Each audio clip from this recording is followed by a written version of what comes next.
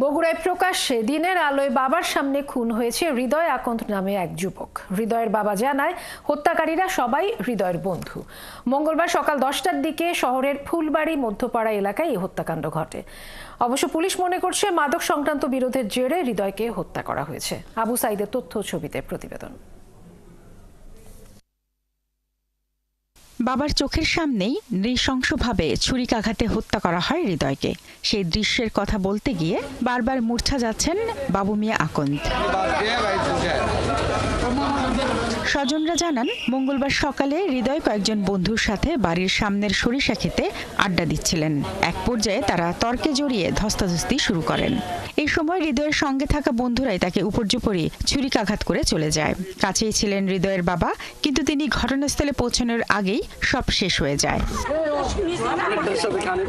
পরে গুরুতর আহত অবস্থায় হৃদয়কে বেসরকারি TMSS মেডিকেলে নেওয়া হয়। সেখানে অবস্থার অবনতি হলে শহীদ জিয়াউর রহমান মেডিকেল হাসপাতালে নেওয়ার পথে হৃদয় মারা যান।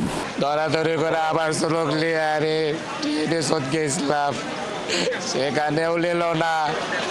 সেখান থেকে নিয়ে এলাম মেডিকেল আসে আবার চল আধা ঘন্টা আছে আসলো, কেউ চিকিৎসা বল করলো না। আমি চিৎকার করে বললো স্যার আবার চলো স্যার, কিন্তু কেউ দেখলো না। আমার চল ঢুকে ঢুকে মরে গেল, ঢুকে আবার চলটা ওখানেই মারা গেল। আমি তারকে ধরা চাই এবং বিচারও চাই। তার আমরা সুস্থ একটা বিচার চাই, আমরা কঠিন বিচার চাই।